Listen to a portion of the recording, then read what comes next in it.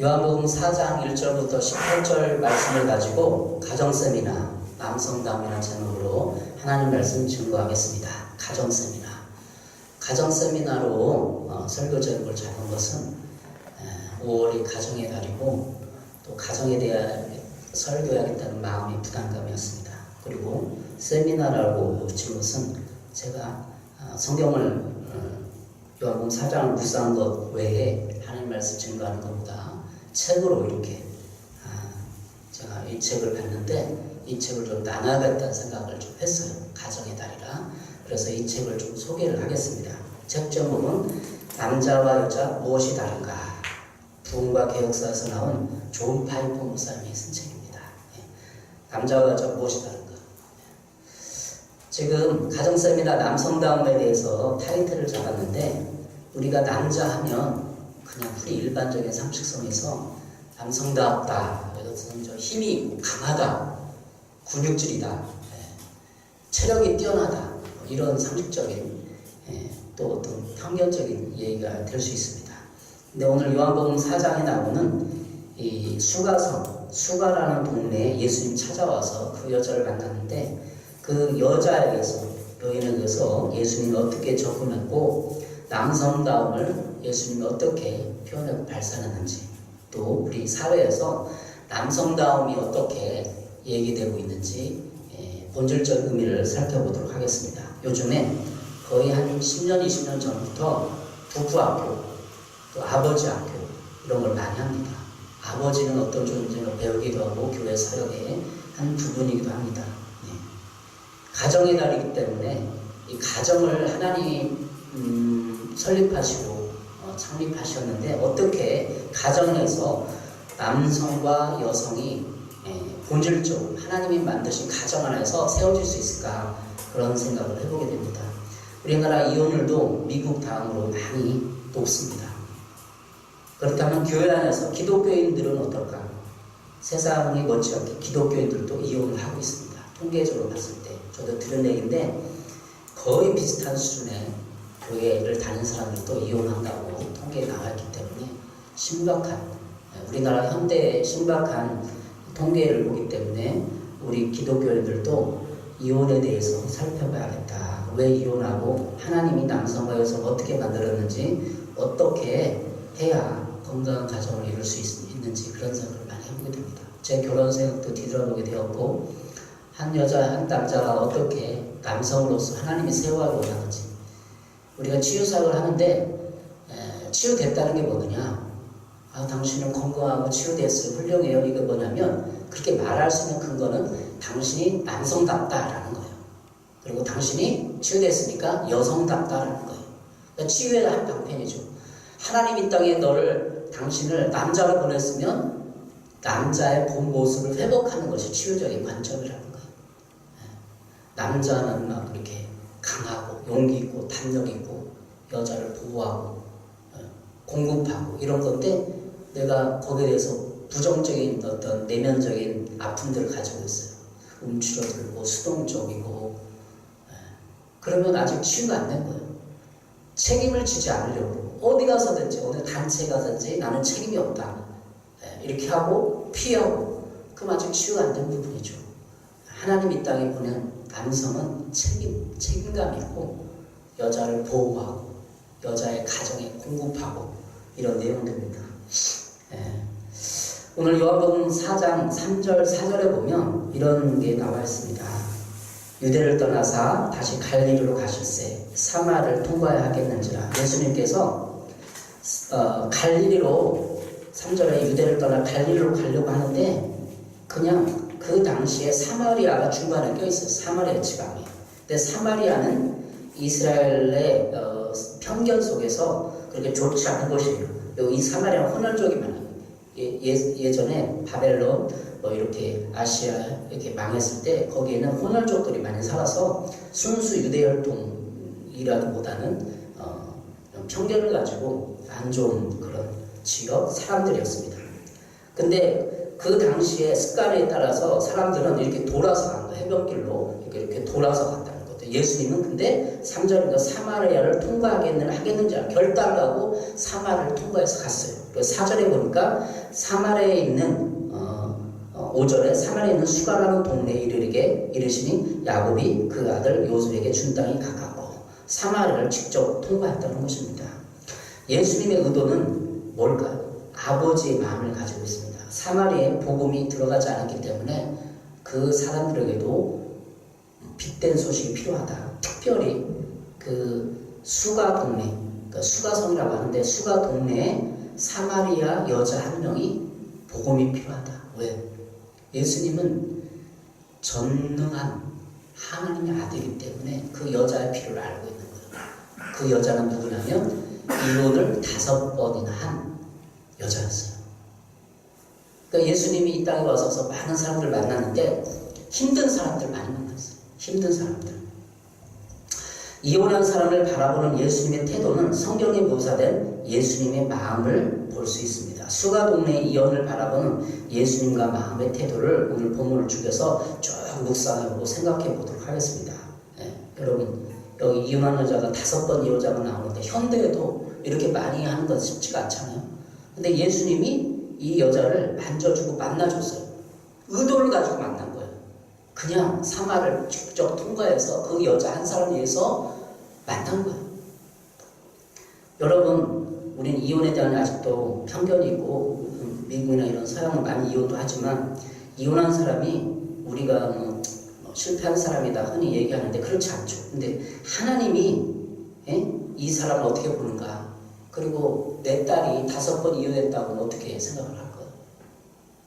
내가 딸을 가지고 있는데 내가 노인 한 70, 80대 내 딸이 3번, 4번 이혼했다고 들을까? 비난할 거예요.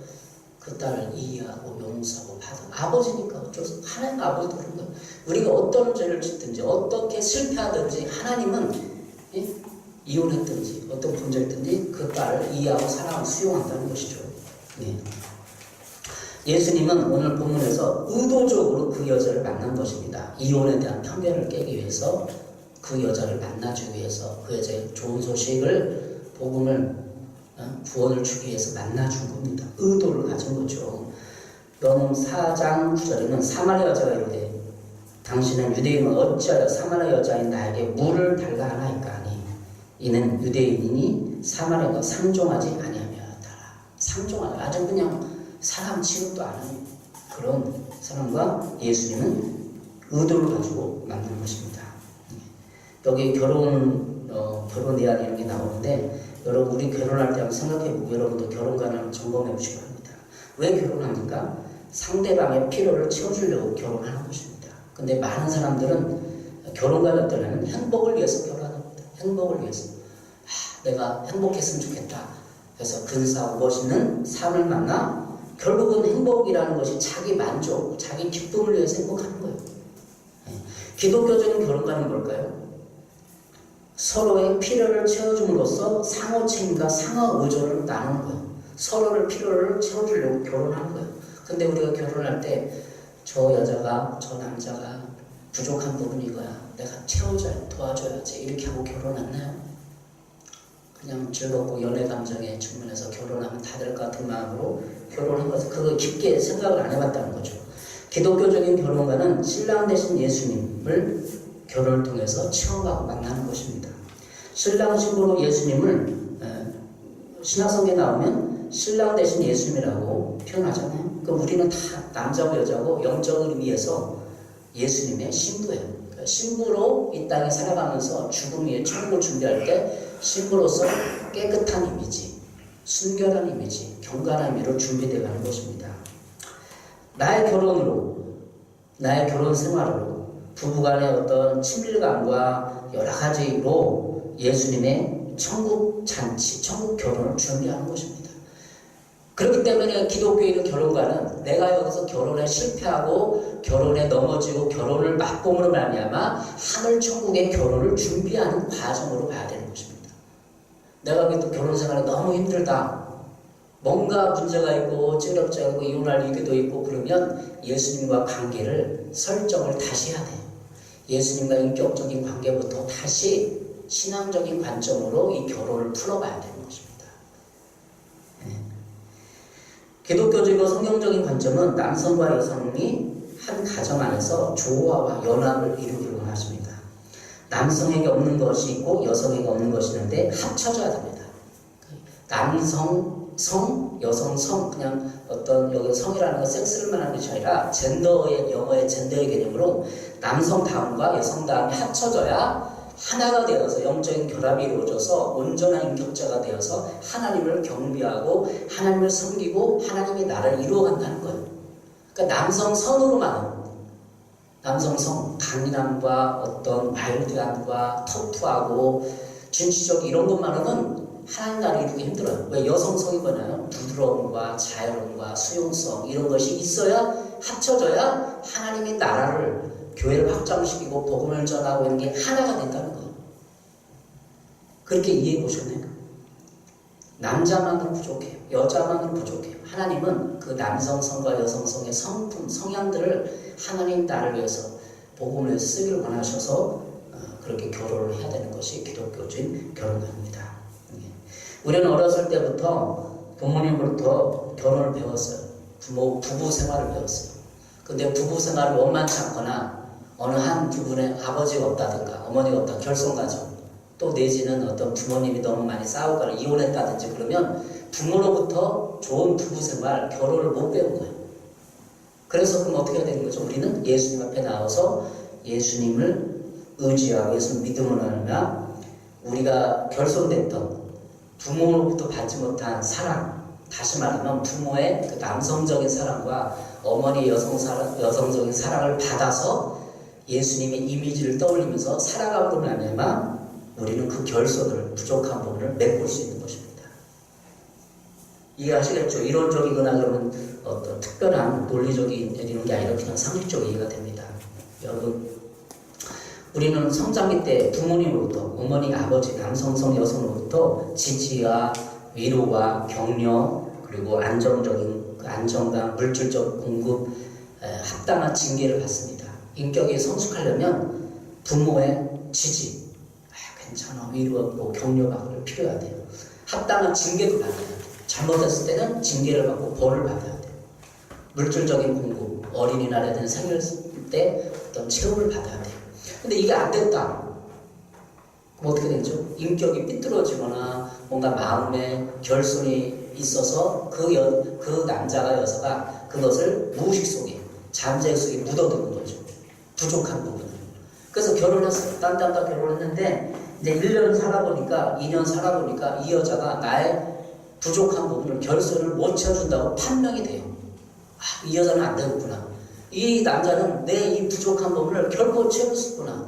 1년, 2년이면 판가름이 나요. 근데 어떻게 해야 되는 거죠? 예수님을 붙잡고 예수님에게 나의 부족한 부분을 채워야 돼요. 오늘 성경에 있잖아요. 요한복음 4장 14절 내가 주는 물을 마시는 자는 영원히 목마르지 아니하리니 내가 주는 물을 그 속에서 영생하도록 솟아나는 샘물이 되리라. 여자에게 물을 받고 싶었어요. 갈증, 목마름, 사랑을 받고 뭔가 나에게 존귀한 느낌이 든다는 느낌이 없어요. 여자가 나를 지지주잖아요. 맨날 잔소리하고 그것도 못하느냐. 그럼 남성적인 필요가 안 채워져요. 한 인격으로부터 지지를 받고 한 인격으로부터 존경을 받아야 하는데 이 남성성이 안 채워져요. 그러니까 나는 눈 돌리죠.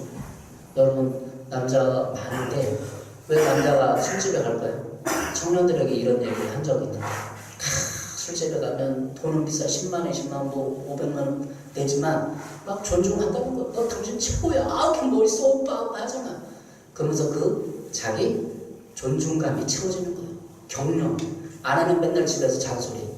너 이것도 못하냐. 뭐 못생겼다. 뭐 이렇게. 근데 술집에 가면 여자들이 정말 오빠. 그 남성의 뭐가 채워지는 거죠? 존경의 욕구, 존귀한 욕구, 귀중한 욕구가 채워지는 거예요. 그러니까 술 먹는 거예요, 남자들이. 그 비싼 노래를 부리면서. 단순하지 않아요, 여러분? 이해할 수 있어요? 그러니까 여자들이 맨날 여자가 또 그 마음에 안 채우니까 닥달을 해서 서로 이렇게.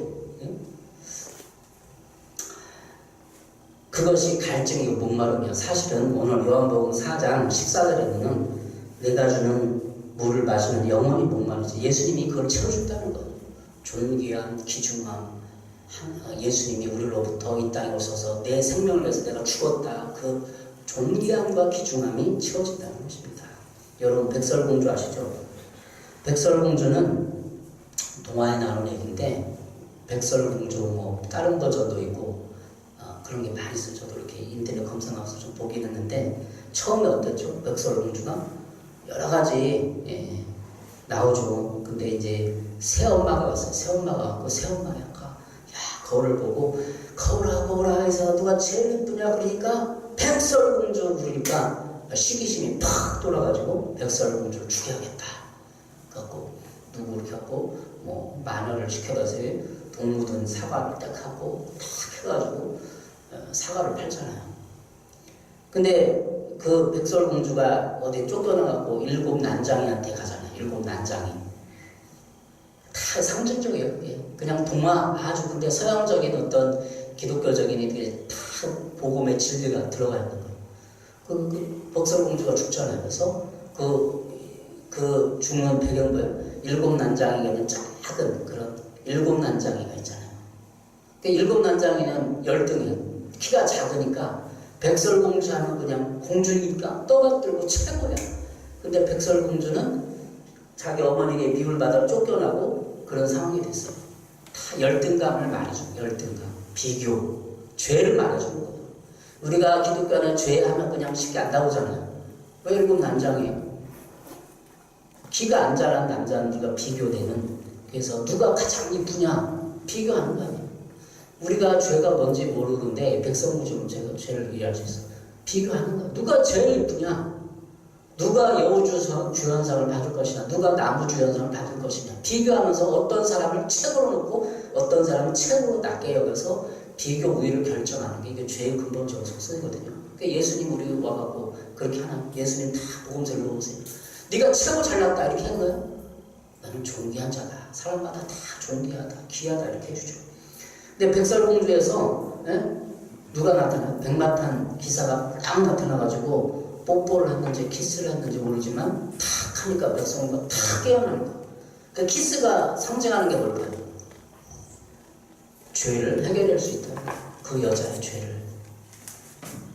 백마탄 기사는 죽은 사람을 살려내고 마녀의 저주에서 풀어내는 거죠. 독사가는 뭐예요? 독사가는 이기심과 두려움, 수치, 율법을 말해요. 죄를 말하는 거예요. 그러니까 결혼했어요. 이 여자가 독먹은 사과를 먹고 지금 30년 동안 잠들어 있었어요. 30살에 결혼했으면. 근데 남자가 여자에게 키스를 하고 뽀뽀를 해서 이 여자를 살려내야 되는데 이 여자를 못 살려내는 거예요. 왜? 그 남자에게는 그 여자를 살릴 만한 능력이 없는 거예요. 왜? 남자도 죄인이기 때문에. 그 죄라는 개념에서 보면 이 여자를 가장 존귀하게 아주 아름답게 섬겨야 되는데 그걸 못 섬기는 거죠. 남자가 죄성이 있으니까. 다시 말하면 백설공주에서 등장하는 동화에서 우리는 여자의 상처와 독을 제거해 줄 수 있는 남자가 있겠습니까? 과연? 인류 역사상 여자의 독과 상처를 제거해 줄 수 있는 100% 제거할 수 있는 남자는 없었어요. 예수님밖에. 예수님만이 어떤 여자와 남자의 독을, 상처를 제거해주고 치료해줄 수 있는 치료자이면서 동시에 그는 궁극적인 하나님의 아들인 그런 존재. 우리는 결혼했어요. 이 여자가 어떤 상처가 있고 어떤 독이 있는가 어떤 죄가 있는가 알아요. 해결을 못하는 거예요. 왜? 우리가 주님 앞에 서 있지 않고 그럴 의도와 생각이 없기 때문에. 예수님 우리가 한 남자가 우뚝 서서 예수님을 바라보고 예수님을 잘 믿고 내 생활 예수님과 하나가 되어서 어떤 여자의 가정을 책임졌을 때 그 여자가 나아요. 이게 기독교 진리예요. 여자를 상처를 싸매줄 수 있어요. 요한복음 4장 16절부터 17절까지 이렇게 말했어요. 이르시되 가서 내 남편을 불러오라. 예수님 말씀하셨죠. 여자가 대답하여 이르되 나는 남편이 없나이다. 예수께서 이르시되 내가 남편이 없다는 말이 옳도다. 너에게 남편 5이 있고 지금 있는 자도 내 남편이 아니니 내 말이 참되도다. 네. 남편이 5이 있었대요. 5이 있었고 5번 이혼한 거예요. 지금 있는 자도 내 남편이 아니니? 그러면 지금 6번째 결혼한 거예요. 지금 있는 자도 내 남편이 아니라는 것은 이 여자가 지금도 이 남자를 남편으로 인정하지 않는다는 거예요. 다시 말해 이 남편도 이 여자의 필요를 채워주지 못하고 있다는 걸 말해주는 거예요. 그럼 지금 결혼해도 이 여자가 자기의 필요를 못 채워주는 경제적인 거든 어떤 성적인 거든 존경심이든 맨날 잔소리만 하고 바가지만 긁을 수도 있다는 거예요. 서로 간에 부부싸움 했겠어 안 했겠어? 이 여자가 수가성이니 부부싸움 했겠어 안 했겠어? 숱하게만 했을 건데 그 연상이 그래서 남자가 문을 폈다든지 바람을 폈다든지 여러 가지 상황 가운데 있을 걸 5번 했습니다. 이 여자는 제가 추측한데 미모 여자일 가능성이 높아요. 왜? 한두 번 이혼하면 나 결혼하기 싫어. 이제 지금 남자는 싫어. 이제 막 그렇게 할 텐데 이 여자가 미모 여자니까 남자들이 다 따라붙고 내가 이쁘고 막 하니까. 그래서 이 여자의 마음 상태를 보니까 의존적이다라는 거예요. 의존적이다. 한 남성으로 만족을 못하고 뭔가 끝없이 어떤 절대자 의존을 할 사람을 경제적이든 뭐든 의존할 사람을 찾아서 그렇게 채워야 된다는 그 마음이 화한 게 엄청나다는 걸 말해주고 있는 것입니다. 다시 말하면 이 여자는 엮이는 가정에서 자라났을 가능성이 높아요. 5번 이혼했으니까 6번째. 엮이는 가정이라는 것은 아버지가 아버지 역할을 못하든지 어머니가 어머니 역할을 못하든지 오빠가 뭐 이런 못하든지 다시 말하면 아버지가 채워야 될 경제적인 거나 이루와 지지를 못해준 거예요. 추측하는데 어머니가 어떤 이 아이를 수용하거나 포용하거나 지도해주지 못했다는 거죠. 다시 말해 이 여자는 성인 아이의 증상이 있을 가능성이 높다는 거예요. 5번 이혼해 그것을 말해주는 게 아니라 왜 결혼에 집착하고 사람에 집착하나 의존하려고 하느냐 그런 걸로 봤을 때 말입니다. 엮이는 역할을 하는 부모는 어떻습니까? 지금도 우리가 이 땅을 살아갈 때 많은 부모님들이 아버지 엄마가 자기 기능을 아버지 역할을 제대로 못하고 성인 아이가 되어서 자기 아이를 또 가르치고 훈계하고 야육하는 패턴이 계속되고 있습니다. 내가 부모로부터 엮이는 가정에 성인 아이의 어떤 그런 특성이 있는데 내 아이를 키울 때도 똑같이 전해주는 거예요. 그래서 이 여자에 대해 성적인 부분, 경제적인 부분, 인격적인 부분이 건강하지 못했다고 보시면 됩니다.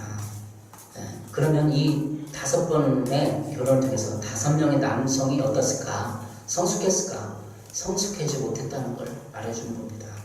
여러분 오늘 소개 가정쌤이나 남성다움에서 얘기를 하는데 그럼 남성다움이 뭔가 여러분과 살펴보도록 하겠습니다. 다시 말하면 우리가 흔히 말하는 남성답다, 강하다, 근육질의 사람이다, 튼튼하다 이런 개념은 그냥 남성의 외형적인 그런 걸 말하는 거예요. 근데 여기서 남성다움은 관계적인 남성다움을 하는 거예요. 남자와 여자의 관계에서 가정 안에서 자녀들 관계에서 관계를 어떻게 맺느냐에 따라서 남성다움의 특징을 말해주시라는 것입니다.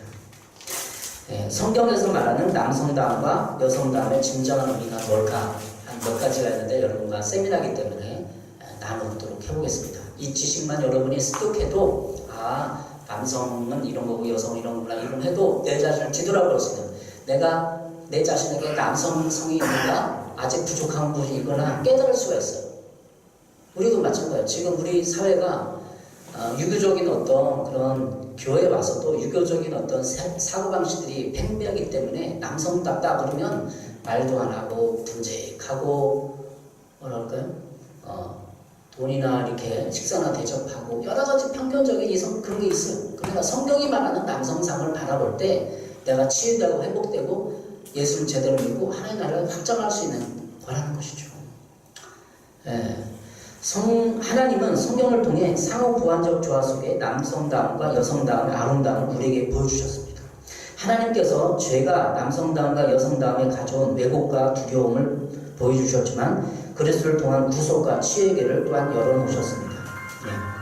성경이 남성과 여성은 서로 다른 책임을 하나님의 창조에 두고 그들의 다양한 책임을 모사함으로써 남성다움과 여성다움의 본질을 보여주고 있기 때문입니다. 여보세요? 남성다움의 의미는 뭘까? 여성다움의 서로 보완적 존재라는 것입니다. 이거 한마디로 남성다움을 딱 얘기할 수 있는 한마디의 문장이 있는데 읽어보겠습니다. 성숙한 남성의 마음에는 남성이 맺는 여러 관계에 합당한 방식으로 여성을 인도하고 공급하며 보호하려는 호의적인 책임의식이 있다. 성숙한 남성의 마음에는 남성이 맺는 여러 관계에 합당한 방식으로 여성을 인도하고 공급하며 보호하려는 호의적인 책임이 있다. 여기서 성숙한 남성을 말하는 것입니다. 성숙한 남성은 그는 자신이 강하고 성적으로 능력이 있으며 힘이 세고 이성적인 사람이라고 느낄지 모릅니다. 그러나 그가 여성을 인도하고 공급하며 보호하는 책임의식을 느끼지 않는다는 그의 남성다움은 아직 미성숙한 것이라고 볼 수 있습니다. 여성에 대해서 가정으로서 여성을 공급하고 물질을 공급하고 보호하려는 인도하려는 그런 생각과 마음 자세가 없다면 그냥 성숙한 남성이 아니라는 거죠. 두 번째, 의식. 남자가 남자 되기 위해서는 반드시 책임의식이 있어야 합니다. 뿐만 아니라 스스로 그것을 의식하거나 느껴야 합니다. 이 의식이라는 단어는 그가 실제로 여성과 관계를 맺는 환경에 있지 않을 때에도 남성다움에 있어서 성숙할 수 있음을 포함하고 있습니다. 또 의식이라는 단어는 남성이 신체적으로 가족의 생계를 책임지거나 그들을 보호할 능력이 없을 수도 있다는 것을 말해주고 있습니다. 육체적으로 성숙했지만 몸이 마비되거나 장애가 있는 사람이 있다고 하면 그런 환경에서는 그의 아내가 생계를 책임져야 합니다. 이런 상황은 결코 쉬운 상황이 아닙니다. 만약 그가 여전히 하나님 아래에서 자신의 부여받은 호의적인 책임의식을 갖고 있다면 자신의 남성다움을 잃지 않을 것입니다. 어떤 여러 가지 상황 가운데 장애가 있다든지 자가 있는 걸 알고 결혼했어요. 그러면 그 사람이 성숙한 남성이 아니냐? 그건 아니야. 물질적인 것을 책임을 지도록 그는 하나님 앞에 쓰고 있는 노력을 하고 있다는 것이죠. 세 번째로 호의적이라는 단어를 볼 수 있는데 이 단어는 남성다움에 가진 책임이 여성에게 선한 것이함을 보여줍니다. 호의적인 책임이란 말은 자기 권력을 확대하려는 모든 권위를 배격합니다. 누가복음 22장 26절에 너희는 그렇지 않을지니 너희 중에 큰 자는 젊은 자와 같고 다스리는 자는 섬기는 자와 같을지니라. 그러니까 여기서 호의적이라는 단어는 성숙한 남성이 남성과 여성 관계에서 황금률을 따라 행동함을 말합니다. 마태복음 7장 12절. 그러므로 무엇이든지 남에게 대접을 받고자 하는 대로 너희도 남을 대접하라. 이것이 율법이요 선지자니라. 그러니까 남자가 여자에게 그 가정 안에서 호의적이어야 된다는 거예요. 누가 처음부터 섬겨야 하는 거죠? 대접하는 사람이, 섬기고 대접하는 사람이 남자여야 되는 거죠. 호의를 가지고 있어야 되는 거죠. 이것이 남성다움이라는 성경이 말합니다. 그리고 책임을 진다는 겁니다. 책임. 이 단어가 말하는 것은 남성다움이라는 것이 자기 교만과 자기 만족으로 행해지는 권리가 아니라 하나님이 그분의 모든 창조물을 위해 맡기신 권리임을 강조합니다. 그러므로 그것은 특권이라고 하는 소명입니다. 당신 남성으로 책임이 있어. 그건 다 알잖아. 우리가 상식으로 모르는 사람은. 그러나 성경적으로 알아보는 거예요. 그것은 의무적이고 직분이고 책임이에요. 그러나 하나님이 모든 요구처럼 그것은 결코 번거롭거나 무겁지 않아요. 요한일서 5장 3절 4절을 보면 하나님을 사랑하는 것은 이것이니 우리가 그의 계명들을 지키는 것이라. 그의 계명들은 무거운 것이 아니로다. 무릇 하나님께 온 남자마다 세상을 이기느라. 세상을 이기는 승리 이것이 우리의 믿음이니라. 그러니까 남자가 가장으로서 경제적이고 가정을 보호하고 여자를 보호하고 이 모든 것은 요한일서 5장 3절에 이미 하나님을 섬기는 계명들 안에 다 들어있다는 거예요. 그러면 우리가 가정을 이혼하고 깨고 이런 여러 가지 관점들을 어떻게 볼 것이냐? 내가 하나님을 계명들을 지키고 하나님을 섬기는 것으로 근본적으로 봐야 된다는 것입니다. 왜? 무릇 하나님께 남자는 세상을 이기는 승리가 우리 믿음이니까. 그러니까 가정을 깨고 아내를 못 섬기고 책임을 못 지는 것은 믿음의 생활에서 진다는 거예요. 실패한다는 걸 말해주는 거예요. 신앙적인 내용에서. 다섯 번째는 인도하고인데 남자가 여자를 인도할 거, 여자가 남자를 인도할 거. 또는 남자가 여자를 인도한다는 말에 그 성숙한 남성은 섬김 받기를 요구하는 데서 표현된 것이 아니라 여성을 위해 섬기고 희생하는 능력 안에서 표현됩니다. 에베소 5장 23절 이는 남편이 아내의 머리됨이 그리스도께서 교회의 머리됨과 같을지니 그가 바로 몸의 구주시니라. 남편이 아내의 머리됨이 그리스도께서 교회의 머리됨과 같을지니 그가 바로 몸의 구주시니라. 다시 말하면 성숙한 남성은 여성에 대해 그리스도의 권위를 내세우는 것이 아니라 그것을 옹호한다는 것입니다. 이는 남편이 아내의 머리됨 이 말은 에베소 5장 23절 말은 함축된 지도력의 의미는 그리스도께서 지니신 권한을 남성에게 모두 주겠다는 뜻이 아닙니다. 남성에게 예수님과 같은 권한이 모두 있는 게 아니에요. 남편은 자신을 위해 신부를 준비시키는 것이 아니라 그리스도를 위해 신부를 준비시켜야 합니다. 그러니까 신앙생활을 같이 해요, 부부가. 그러면 내가 아내를 바라볼 때 아내가 나를 위해서 준비하고 나를 만족시키는 도구가 아니라 이 아내를 예수님을 천국 잔치에 신부를 준비시키는 과정으로 내가 도와야 한다는 거예요. 남편은 자신이 아내와 관계에서 그리스도가 되지 않도록 주의합니다. 내가 아내의 관계에서 내가 그리스도가 예수님이 되갖고 지시하고 명령하고 어떤 보호를 돌봄을 제공하는 게 아니라 나는 그리스도가 아니에요. 아내를 인도하는 것이 자신에게 달려있는 것이 아니라 그리스도께 달려있는 것을 인정해야 합니다. 성숙한 남성은 우월감을 갖는 것이 아니라 다른 사람의 능력을 발휘하도록 복돋아줘야 합니다. 지도력을 가진 어떤 사람도 완벽하지 않습니다. 그러니까 남자도 완벽하지 않다는 것. 또한 탁월한 지도력을 가진 남성이라고 해서 모든 면에서 탁월한 것은 아닙니다. 그러므로 좋은 지도자는 언제나 그 인도하는 사람들의 생각을 고려하고 종종 자신보다 더 뛰어난 생각을 채택합니다. 지도력이니까 뭐라고 하는데 두 사람 관계에서 누가 주도적이고 지도력을 발휘하는 거예요. 그 책임은 남성에게 먼저 있다는 것입니다. 지도력의 목표는 지도자의 우위성을 증명하는 것이 아니라 그러니까 남자가 여자에게 막 내가 우월해 우위성을 증명하라고 발버둥 주는 것이 아니라 사람들을 그들이 원하는 목적으로 향해 앞으로 나가도록 그들의 모든 능력을 끌어모으는 것입니다. 성숙한 남성다움은 모든 행동을 주도하는 것이 아니라 일반적인 형태의 주도권을 제공해야 할 책임의식을 느끼는 것입니다. 외국 사람이 쓴 책이라 약간 말이 어렵고 힘들어요. 근데 제가 이해하고 쉽게 설명을 해보도록 하겠습니다. 가정 안에서 남편이 모든 사고와 계획을 전적으로 맡아지는 않습니다. 그의 지도력은 가족의 삶을 위한 영적, 도덕적 계획을 통해 일반적으로 주도하고 수행하는 책임을 맡은 것입니다. 아내가 계획과 주도권을 감당할 많은 부분이 있습니다. 그러니까 남성의 수동적인 자세를 지금 말하는 거예요. 남성이 다 모든 행동을 주도적 100% 다 주도해야 된다는 건 아니라는 것입니다. 성숙한 남성다움은 남편과 아내 사이에 의견이 일치하지 않을 때 마지막 결정을 내릴 책임을 맡지만 그것이 항상 제공된 것은 아닙니다. 그러니까 주로 남성이 결정을 하죠. 여러분 결혼생활을 되돌아보세요. 주로 최종적인 결정은 남성을 해요. 그러니까 남성이 여성보다 왜 그런가 생각하니까 논리적이고 넓게 보는 관점이 있어요. 여성들은 감정적이고 세밀한 부분을 봐요. 저도 결혼생활을 해보니까. 그렇기 때문에 하나님은 남성담을 통해서 최종적인 권위를 남성에게 부여하신 것입니다. 막 감정적으로 막 평생 자유를 선택하거나 하면 안 되는 거죠. 성숙한 남성담은 낭만적인 성관계에서 강하고 부드러운 느낌을 전달하면서 자신의 지도력을 표현합니다. 그래서 이런 예찬 믿음에서 나온 책이 있는데 남성의 강인함과 부드러운 책이 있어요. 그러니까 항상 성적인 관계에서 보면 남성성의 그 남자다운 거는 강인함만 가져간다. 부드러워야 돼. 여성에 대할 때. 딱 해서 탁 막 지배하고 조종하고 그런 것이 아니라 부드러워야 한다는 것이죠.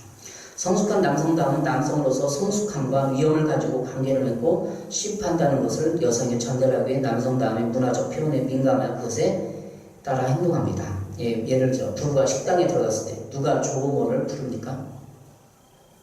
여자가 부를 수도 있고 남자가 부를 수도 있고 대부분 어떤 문화권에서 남성이 이런 일상생활에서 많이 주도를 한다는 것이죠.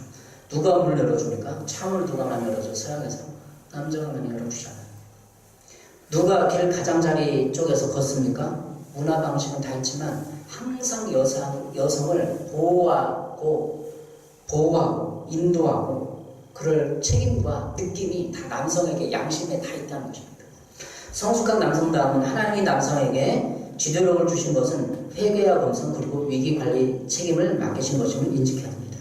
가정에서 또 부부관계에서 어떤 집단에서 남성은 여성에게 회개와 겸손을 가르치고 보여줘야 됩니다.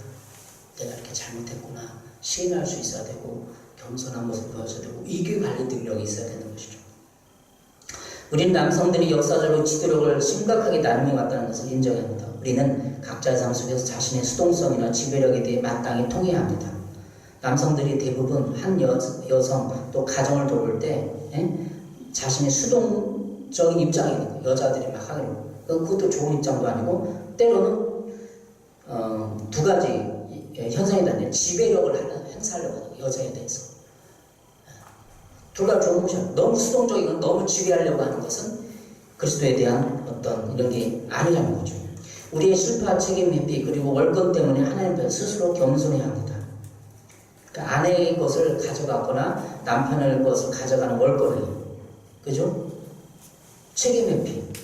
지금도 많이 부부관계 일어나고 이런 것이 어느 집단에서 일어나고 교회에서 일어나고 있어요. 남성에게 지도력을 맡긴 것은 이성에 대해 스스로 높이는 뜻이 아니라 관계에서 합당한 방식으로 섬기는 지도자가 되라는 것입니다. 결국은 우리가 남성다움의 것은 지배하고 그 모든 자신을 높이라는 뜻이 아니라 관계에서 합당한 방식으로 섬기는 지도자가 되라는 것입니다. 가정에서 남성은 공급과 보호를 해야 됩니다. 여성과 아이들을 제일 먼저 배가 지금 침몰하고 있어요. 타이탄을 거기서 보십시오. 영화 타이탄을 생각해 보십시오. 누가 보트에 타야 돼? 누가 구명 보트에 타야 됩니까? 우리는 다 남자예요. 여성을 먼저 태워야 되고 아이를 먼저 태워야 됩니다. 이것이 남성다움입니다. 여성을 보호하기 위해서 위험을 감수하는 것이 남성다움의 가장 특성입니다. 우리는 흔히 말하는 것처럼 아버지 학교 뭐에서 전통적인 우리가 보고 들은 바로는 남성은 돈만 많이 벌으면 됐어요. 돈만 한 300, 500 벌어와서 탁 떠주고 집에서 이렇게 여성이 다 가사를 돌보고 아이도 여성이 돌보고 그리고 설거지 가끔 해주고 나는 훌륭한 남자라고. 왜? 300, 500 많은 또 경제적인 책임을 하기 때문에 나는 훌륭하다. 스스로 남성들이 이러고 있는 거예요. 남성들은 지금 제가 설명한 것처럼 인격적인 성숙으로 남성다움을 보여줘야 되는 거죠. 이걸 다 지금 열갈 수 없지만 시간이 많이 들어서 했지만 이런 인격적인 성숙함으로 남성다움을 보여주고 여성을 섬겨하는 겁니다. 가장 필요한 공급과 보호가 필요합니다. 남성이 맺는 여러 관계에 합당한 방식으로 주도권 가운데 하나가 여성 동료로 부적절한 친밀감을 맺지 않도록 스스로 통제하는 것입니다. 남성이 남성다움을 직장에서 어느 집단에서 취미활동 모임에서 있으면 남성다움을 가지고 있으면 사람들이 따를 거예요. 돈도 잘 쓰고 멋있고 위트도 있고 유머도 있고 막 해요. 여성들만 따를 거 아니에요. 취미도. 그런데 그 부적절한 여성들이 자기를 존경하고 이해하고 따랐을 때 부적절한 관계를 맺지 않도록 자기를 통제해야 돼요. 아내 앞에서 여성들은 편지 받아서 막 뽀기고 막 아내를 열등감을 갖도록 하고 그 성경이 말하는 남성이 맺는 여러 관계 합당한 방식으로 여성을 대하는 게 아니라는 거예요. 통제할 수 있어요. 자기의 관리를. 오늘 너무 좀 이렇게 세미나나 여러 가지 실정들이 많이 있습니다. 그렇지만 한마디로 말했을 때 우리 가정의 이 모든 것을 남성다움을 한번 생각해 보잖아요. 예수님이 어떻게 남성다움을 구현하고 이 여자에게 접근했는지. 오늘 야곱의 물이 나오는데 물은 상시적 의미로 더운 지역에 사막 지역에 있는 물은 생수와 같은 것입니다. 꼭 필요한 거. 갈증. 여성들의 갈증이 내 아내의 갈증이 무엇이었습니까? 요한복음 4장 13, 14절에 보면 예수께서 이르되 이 물을 마신 자는 다시 목마르니와 내가 주는 물을 마시는 자 영원히 목마르지 아니하리라. 여성은 끊임없이 필요를 공급받아야 되고 보호를 받아야 돼요. 사랑을 받고 인정을 받아야 돼요. 우리는 결혼 생활을 통해서 목마름과 갈증을 해결하고 합니다. 다 그러려고 결혼했어요. 그러나 정작 그 목마름이 무엇인지도 모르고 결혼 현상은 못마땅함과 원망과 미움으로 끝나는 경우가 많습니다. 이혼하는 사람들이 여러 가지 자기에게 필요를 채워주지 않았다. 경제적인 것도 주지 않고 맨날 술을 노름했다는 거, 나를 폭력했다는 거, 나에게 친밀함을 대지 않았다는 거, 즐겁게 해주지 않았다는 거 다 핑계를 대고 있어요. 그것은 근원적인 우리의 근원적인 죄성과 상처를 가지고 있기 때문이에요. 그래서 내적 주가 필요한 거죠. 수가 동네 여인의 죄성과 남성 편력적인 문제는 그녀의 반응과 자세를 보면 알 수 있습니다. 그녀의 남편에 대한 생각이 뭐였을까요? 원망하고 불만족하고 미워하고 추모하는 것이었어요. 대부분 이혼하고 한 남자가 한 여자가 이혼하고 3년 정도 걸려야 시간이 지나야 그 사람에 대한 이혼에 대한 상처들이 잠잠해지고 치료되고 회복되고 건강한 생각으로 바뀌는데 3년이 걸린다고 해요. 그러니까 이혼자들이 곧바로 결혼하면 안 된다는 거예요. 3년을 지나야 감정적인 부분에서 회복이 가능하다는 거죠. 여러분은 어떻게 목마름은 뭐예요? 남성들의 목마름은 여성다움의 얘기하겠지만 존경의 부가 가장 여성에게 존경을 받고 싶은 거. 그걸 안 채워주는 내가 이 여자에 대해서 희생하고 보호해주고 돌봐줄 책임이 어딨느냐. 남성들이 이렇게 말하는 거예요. 나를 존경을 안 해주는데 내가 당신을 위해서 피나는 눈물을 흘리면서 200, 300, 500 사회 치열한 싸움을 해서 돈을 벌어다 주는데 왜 잔소리하고 나를 존경을 안 해주냐. 남성들은 필요하고 그런 거예요. 근데 그걸 우리가 말하기 전에 예수님이 우리에게 뭐라고 말하는가. 한 여자가 그거 안 채우는데 5번 이혼하고 5번, 6번 결혼하잖아요. 그런 주님 앞에 선 사람들이 그런 요구를 여성으로 못 받을 수 있어요. 그래도 우리는 주님 앞에서 단독자로서 그 여성의 필요를 봐야 되는 거예요. 독이 묻어있는 거예요. 독을 먹은 백설공주가 누워있는데 우리가 그 여자를 이렇게 생각하지 않겠습니까, 여러분?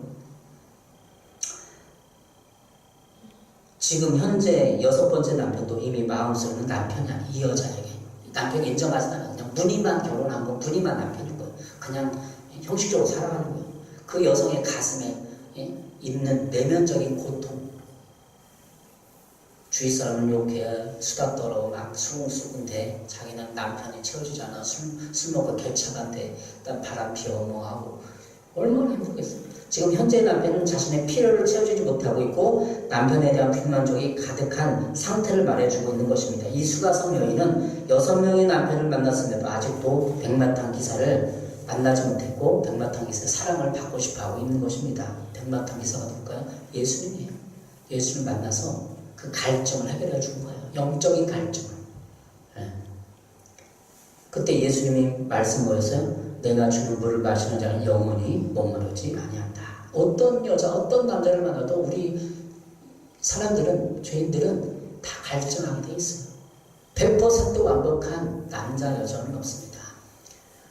우리가 다 예수님께 이 차를 네가 마실 수 있느냐? 예, 마실 수 있습니다. 그리고 부르심 받았어요. 그러면 그 여자를 내가 채워줘야겠다. 결단하고 주님 앞에 나가면 되는 것입니다. 여러분의 남성성은 주님 앞에 배워야 돼요. 끊임없이 여자가 나를 인정해주는 거, 존경해주는 거 못 채워준다고 다른 여자 바라보고 그 결혼의 태도를 깨면 우리는 주님 앞에 서서 그 책임을 묻을 거 나중에. 그래서 뛰쳐나오면 안 돼요. 그 여성의 도구를 이해하고 깨닫고 도구를 제거해줘야 돼요. 이 남성의 예수님은 그렇게 했을 거예요. 만약 예수님 결혼했다면 그렇게 했을 거예요. 근데 우리는 결혼하면 평생 안 돼. 내가 해봤어. 이 여자는 그게 문제야. 그게 문제이기 때문에 내가 가야 돼. 이렇게 말하는 거예요. 우리는 주님 앞에. 백설공주 여러분, 한 사람의 영혼을 살려냅시다.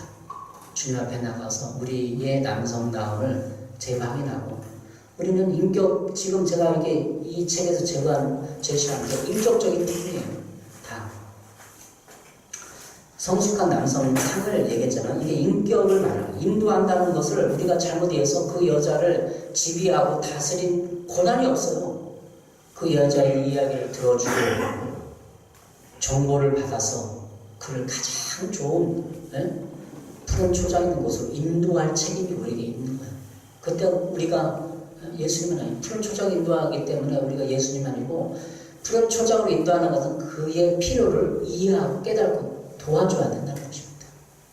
여러분 결혼생활 되돌아보고 부모님의 결혼생활 되돌아보고 제가 부모부터 뭘 받았는가.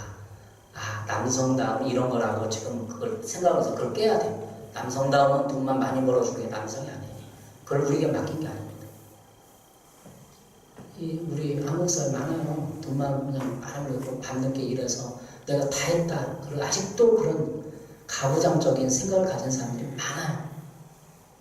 필요를 받아요. 가정의 필요, 여성의 필요, 여성의 그런 걸 내가 채워줄 수 없으면 내 가슴 부여잡고 나를 도와주십시오 주님하며 눈물을 흘리며 회개하며 변화되었을 때 한 가정이 온전히 회복될 것입니다.